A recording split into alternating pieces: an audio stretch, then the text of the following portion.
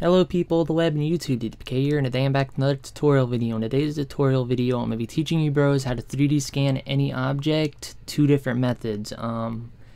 Anyway, the first method is called photogrammetry, and I got a few programs here I want to show you guys on how to do this.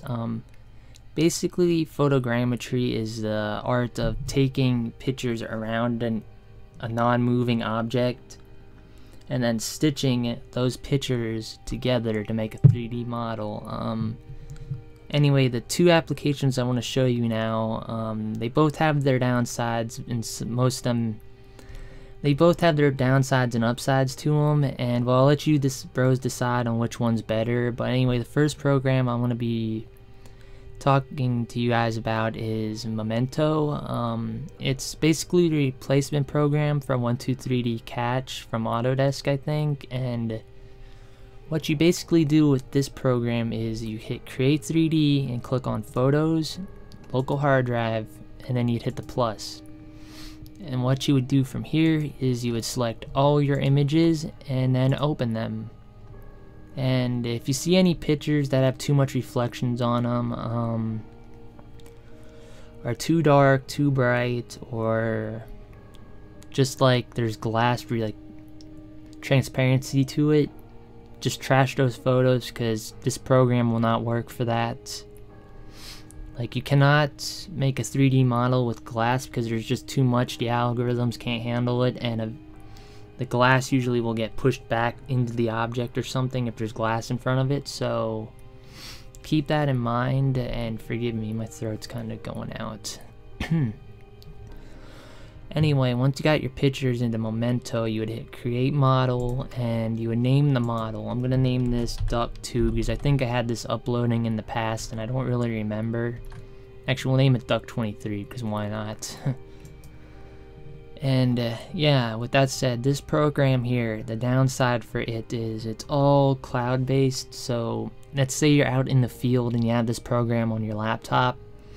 You got no internet, you got no 3D model, you can't make it on scene, but like you can still import the pictures offline. I think you just can't make the model basically. And yeah, this program, like, it does really good, honestly, with the whole cloud-based system. Like, when I first heard of it, I thought it wouldn't do good at all.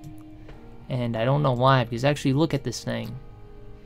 Like, it came out almost dead perfect. Like, you can see the hollowness in the eyes of the skull and things, and it had a low poly count. Like, I know it did mess up here, but that's to be expected, because if you don't take pictures of something, it kind of, guesses for you, I guess, for what that area is. So it basically just merged this side of the picture with this side of the picture. So yeah, the more pictures you have, the better the result. That's just the one tip I can give you guys. And to show you how many pictures I took of this object, I'm gonna hit K, and I took about like 20-ish pictures, I guess, maybe 26. I took some really up close ones, I took some far away ones, and then I basically went all the way around the top of the model. I should have went underneath of it, obviously I didn't. And well, yeah, with that said, this program can do really good sometimes, but like when you get to an object that's, say, with transparency to it, like this little toy car I did pictures of, it does not turn out so good. Basically, anything with the transparency or reflection will get pushed back into the model itself, I guess, to compensate, and that does not produce good results. And I believe that this duck had the same issue with the glasses, so I'm probably gonna have to tape it up in order to get a 3D model of this. Anyway, the next program I wanted to talk to you guys about is offline version of basically Memento. It's a little bit under UI, like there's no UI to it at all basically, and it's called Visual SFM. I don't know what that stands for, so somebody let me know in the description, please, or comments. Anyway, let's fire this program up, and as you can see, it's a lot different compared to Memento, but that's not necessarily a bad thing. Just the only downside with this program so far that I found out, you need like twice as many pictures to make the model work. Like, I believe this program was originally designed to make 3D scans of a whole building, so that might be why you need like a cajillion more pictures to make a small object. But anyway, basically it's the same thing as Memento. You would hit open multiple images, and then you would select all the images of whatever object you took pictures around, and you would hold shift and click them all and then hit open.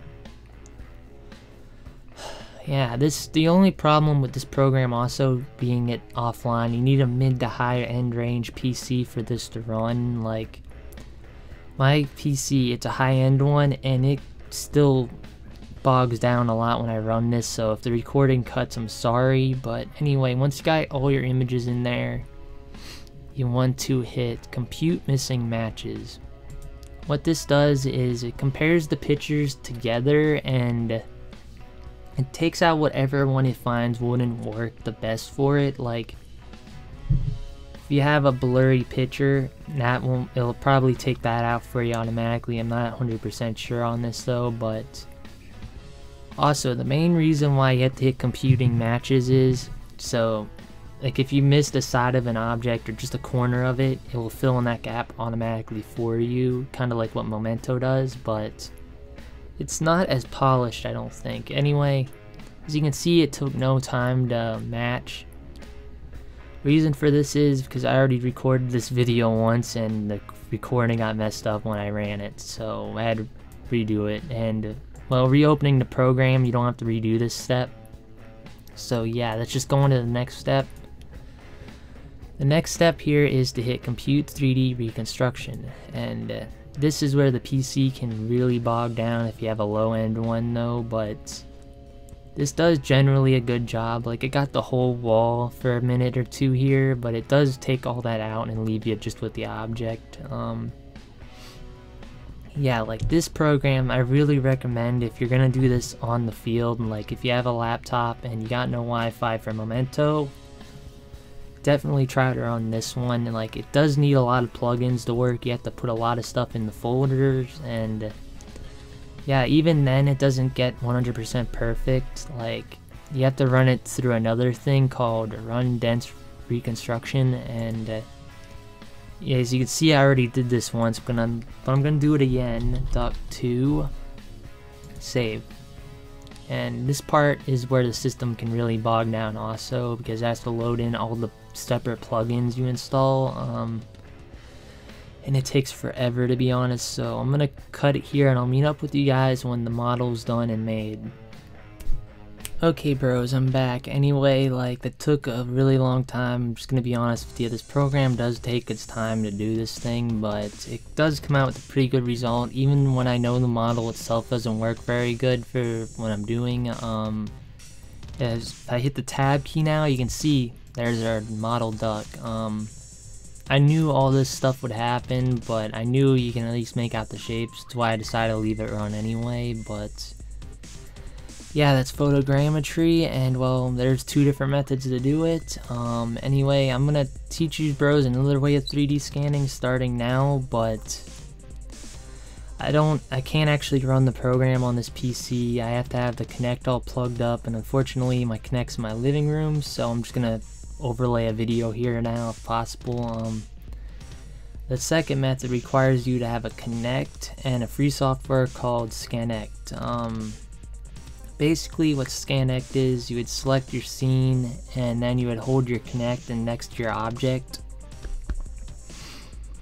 and walk around it exactly like you did with the camera, except the Kinect, well, it does it in real time, so you don't have to like go snap and hope it worked, snap, hope it worked, you know? God, I'm really dying now, I'm sorry.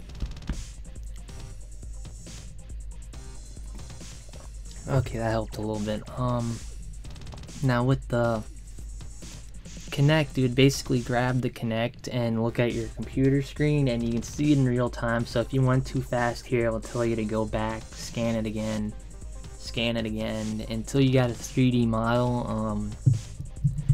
there's a little bit of a process afterwards. You have to like make the model watertight if you want to 3D print it, and you got to make the meshes solid as well and things. But anyway, it does a really good job. Like, it probably can do a better job than this though, but unfortunately I don't have much room to walk around and stuff with my Kinect, so that, yeah, I'm gonna stick with photogrammetry for now. But anyway, with the ScanX software, you have to pay to get a color to export, unfortunately, which is the downside to it. Like, compared to photogrammetry, you get the 3D model in color for free, and with 3D depth scanning with the Kinect scanner, you can do it for free, but you have to pay for the color export, and you also have to pay for the scanner.